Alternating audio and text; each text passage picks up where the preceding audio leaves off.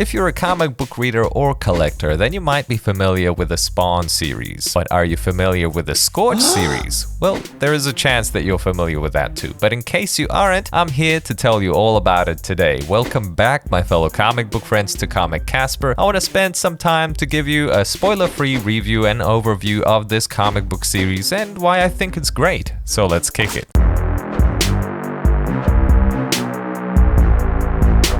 A little bit of background about this. It's written by Sean Lewis and we got some gorgeous artwork from Steven Segovia. Ooh, is it great. So I've been reading the series lately, doing a bit of catch up, doing some binge reading from issue 8 through to issue 20. And I gotta say, I'm fascinated. You know, the thing that the Spawn series has been struggling as of lately has been the pacing. And you don't get that problem in the Scorched comics as of right now. And it's fantastic. And what I love about this series, I would say it's probably the character designs are just so fascinating, so amazing. Whether it's the villains or the protagonists, well, even I think a lot of the time the villains just look so much cooler than some of our protagonists. But that's just me. So what is this comic series about? Well, if you know the Spawn franchise, then you have an understanding that this is a spin-off of that, of a group of characters getting together, kind of like the equivalent of the Avengers, but in the Spawn universe. But if you have no clue, well, okay, think about it that way. There's a war between heaven and hell, and it's happening on Earth. There are also various other characters, such as demons and vampires, all kinds of monsters and things that go bump in the night that you can imagine. It's all in here. You've got religious themes, you've got medieval themes, you've got sci-fi themes. It's all bunched up into one. So essentially, Scorched is a team of hell spawns who aim to protect the world from the forces of heaven and hell, as well as any other threats the world may face. That's kind of the short of it, right? So some of the members of the Scorched are Cygor, which is a cyborg slash gorilla. Pretty awesome, I know. Daniel Kilgore. So he used to have his own series, also known as Haunt. Daniel Kilgore is a corrupt Catholic priest and one half of the superhero Haunt. Then we've got Eddie Frank. So he's a young man with a troubled past who later becomes a character known as Redeemer. He's like a superpowered character from the side of heaven. Gunslinger Spawn. This one is the most interesting. He's a little bit of a mystery and he's got his own comic book series as well. So Jeremy Winston, who was a family man who lived in peace until one day he was framed with killing his family by Ed Kemper, who wanted to take Jeremy's land. Right before he died, he made a deal with Mammon and thus he returned to life as a hell spawn. We got Haunt, which is a combination of the preacher Daniel Kilgore and his dead brother Kurt, brought together with ectoplasm. I know a lot of this stuff probably won't make sense to you, but just stick with it. It's comic book logic. Jessica Priest. She was a mercenary and also the true killer of Spawn, aka Al Simmons, which is like the main protagonist of the Spawn franchise. She eventually becomes a character called She-Spawn and she joins the ragtag bunch. We got Mark Rosen. He dons this ancient helmet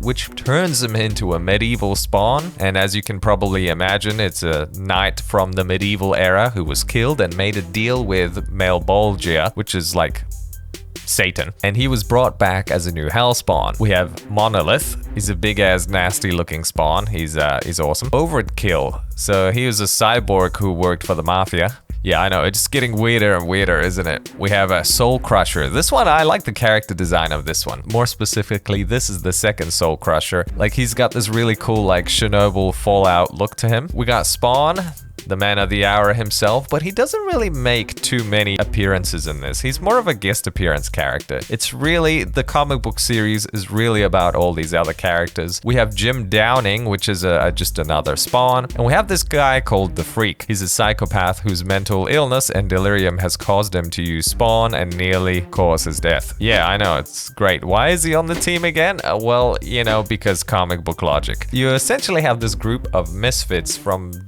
completely different walks of life, universes, and realms that are bunched together, and they help to fight the forces of evil, which are just as crazy looking and as cool as ever. The pacing is just right. The action sequences are absolutely wild. That artwork is just sprawling and gorgeous and beautiful and big. You know what? This isn't a bad jumping on point. The more I think about it, as confusing as it may be, and that it spins out of the main Spawn series, which is almost 350 issues in, it's absolutely completely fine to jump into this because they do a pretty decent job with giving you some background information on some of the characters every now and then, especially when they reintroduce some of the villains and they give you some background stories on these as well. The series is just past the 20 issue mark. I highly recommend this comic book series to people who appreciate some wonderful and epic character design, who like the themes of heaven and hell, sci-fi, and all things horror and crazy action sequences, big explosions. You know, this is the thing about this series is that, well,